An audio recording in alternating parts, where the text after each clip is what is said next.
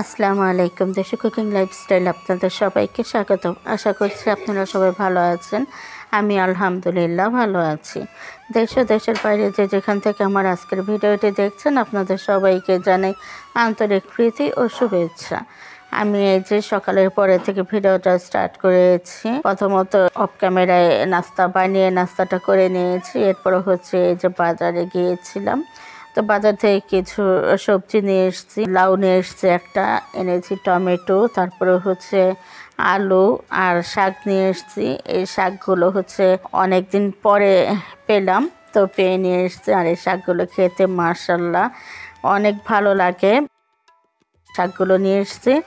এখানে এনেছি বেতো শাক, আর আমরা ওটাকে বৌটোকানির শাক বলি। বেতো শাক, বৌটোকানির শাক, সেচি শাক, এগুলো হচ্ছে মিক্স করে তারপর হচ্ছে আটি বান্ধা।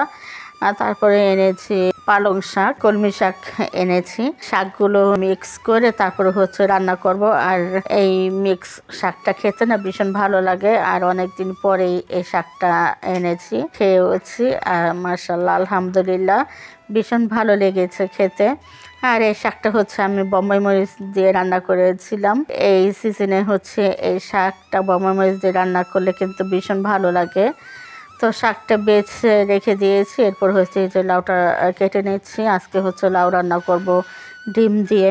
লাউ কিন্তু চিংড়ি মাছ দিয়ে খেতে বেশি ভালো লাগে, চিংড়ি মাছ, তারপর হচ্ছে ইলিশ মাছ।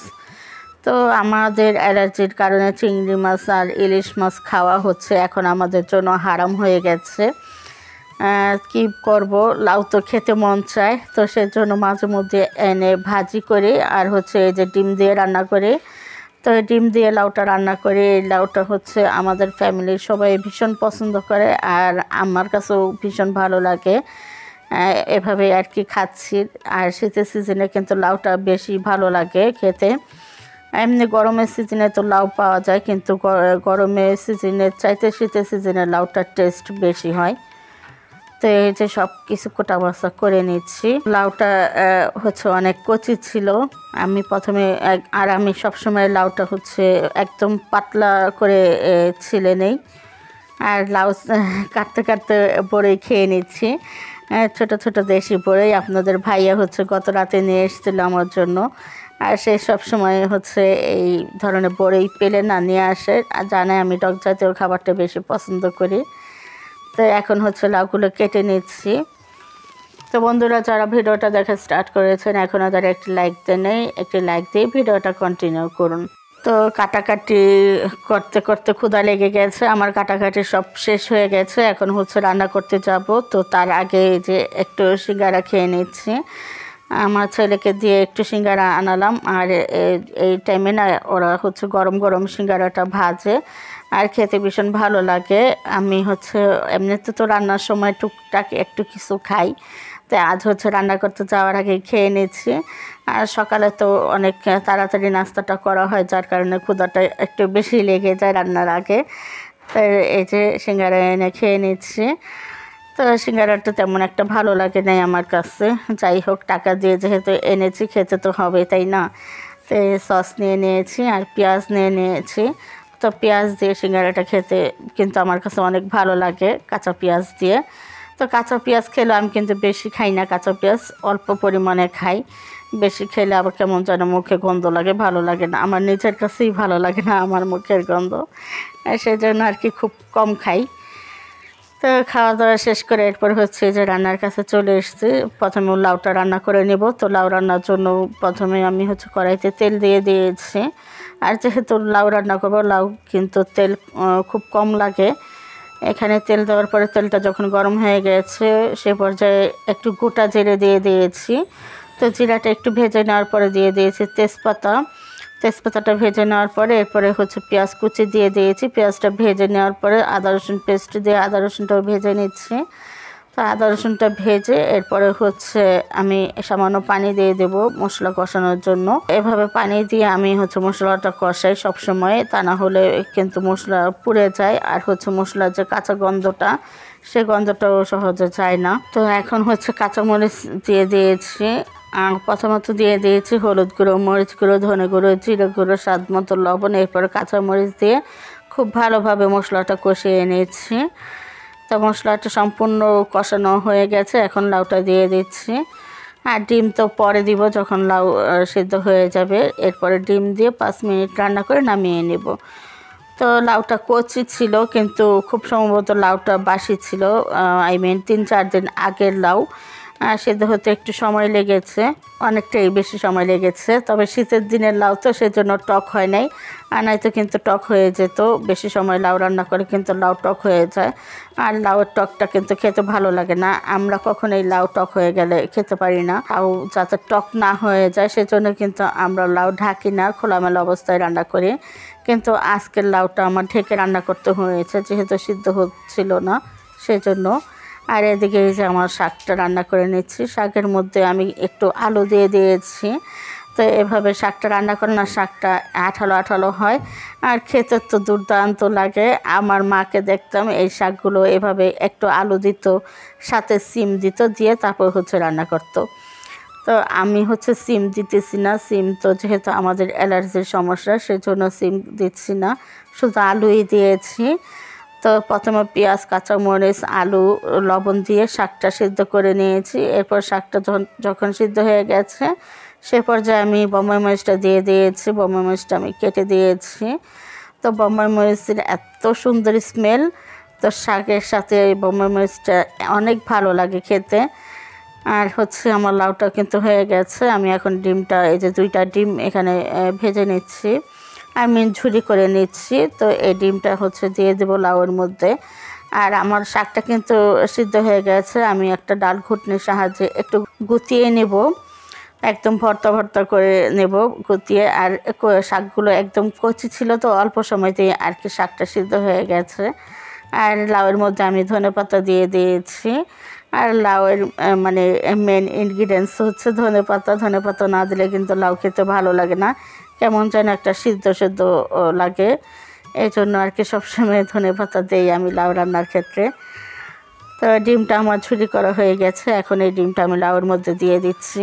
এইভাবে লাউটা রান্না করলে না আমার বাচ্চারাও খেতে খুব পছন্দ করে, ওদের আর কিছুই লাগে না এই লাউটা রান্না করে দিলে।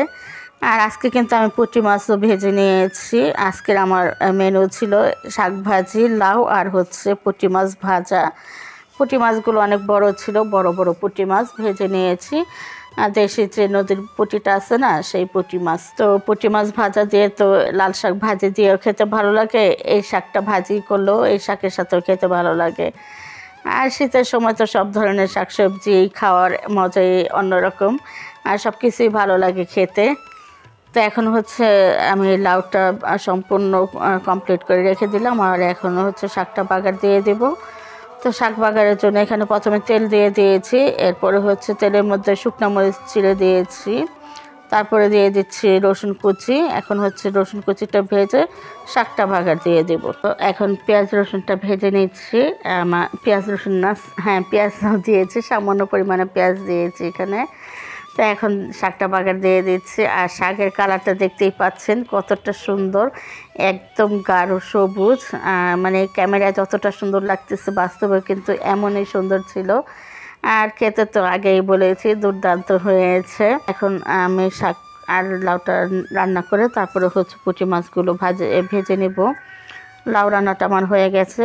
এখন আমার মেয়েকে বললাম লাউটা নিয়ে যেতে, তো ও লাউটা নিয়ে যাবে। আর আমি এই চুলাতেই পুঁটি মাছগুলো ভেজে নেব। আর অনেকটা পুঁটি মাছ ভাজতে হবে, প্রায় 1 কেজি পুঁটি মাছ ভেজে নিচ্ছি। আর যেহেতু আমাদের 2 বাড়ির খাবার একসাথেই রান্না করা হয়, সেজন্য সব কিছুই কিন্তু একটু বেশি বেশি করতে হয় আর কি, বেশি বেশি করে। এই যে পুঁটি মাছগুলো দিয়ে দিয়েছি, এখন ভেজে নেব একদম কড়া করে। আর এটাতে কড়া করে পুঁটি মাছ ভাজলে তো খেতে ভীষণ ভালো লাগে। এটা কিন্তু আমার মাছ ভাজার তাওয়া, আমি এটাতেই সবসময় মাছ ভাজা করি, তারপরে ডিম ভাজা করি। এটাতে আমি তেলের যে ভাজিগুলো আছে সেগুলো এই কড়াইটাতেই করি। এটাকে কড়াই বলবো কিনা তাও বলবো বুঝতে পারি না, তো এক এক সময় এক একটা বলে ফেলি। এই যে আমার শাকটা কিন্তু হয়ে গেছে, দেখতেই পাচ্ছেন আমার শাকের ফাইনাল লুকটা। এটা অল্প সময়তেই কিন্তু রান্না হয়ে গেছে, যার কারণে কালারটা একদমই চেঞ্জ হয় নাই, খুব সুন্দর কালার আছে। তো রান্নাবান্না শেষ করে আজকে তো খাওয়া দাওয়া আপনাদের সাথে শেয়ার করতে পারলাম না, আমার ফোনের চার্জ ছিল না, সেজন্য আর কি খাওয়া দাওয়াটা ভিডিও করতে পারি নাই। আর হচ্ছে এই যে ভিডিওটা, এটা হচ্ছে সন্ধ্যার সময় আমার প্রিয় আপুদের ভিডিওগুলো দেখি, আর হচ্ছে এই যে ঘরের টুকিটাকি কাজগুলো করি। আমি হচ্ছে একজনের ভিডিও দেখি, ভিডিওটা শেষ হওয়ার পরে একটু আমার ভিডিও করি, এরপরে হচ্ছে আবার একজনের ভিডিও দেখি, তারপরে হচ্ছে তার ভিডিও শেষ হলে আবার একটু আমার কাজ ভিডিও করি। তো এভাবেই আর কি আমার একটাই তো মোবাইল, তো একটা মোবাইল দিয়ে এভাবেই আমি কাজগুলো করি। তো আমি হচ্ছে আমার যেমন সামর্থ্য, আমার সামর্থ্য অনুযায়ী যতটুকু সম্ভব আমি করতেছি। আর হচ্ছে আমার সাধ্যের মধ্যে আমি যেভাবে আর কি সুখে থাকতে পারি সেভাবে সুখে থাকার চেষ্টা করতেছি। আর যেহেতু আমরা নিম্ন মধ্যবিত্ত ফ্যামিলির মানুষ, আমাদের শখ থাকলেও সামর্থ্য থাকে না। আমি যে আরেকটা মোবাইল কিনবো, আমার কিন্তু সেই সামর্থ্যটা এখন আর নেই, যার কারণে একটা মোবাইল দিয়েই আমি সব কিছুই করি। তো মাশাআল্লাহ আলহামদুলিল্লাহ আমার মোবাইলটা মানে খুব ভালো কোম্পানির পড়েছে, তো সেই জন্য আর কি কোনো সমস্যা হয় না। আর এরপরে হচ্ছে আমার সব আপুদের ভিডিও দেখার শেষে এরপরে হচ্ছে রাত্র 10:30 বাজে আমি হচ্ছে ডক্টরের কাছে গিয়েছিলাম। তো এই যে যাওয়ার রাস্তাটা আপনাদের সাথে একটু শেয়ার করতেছি।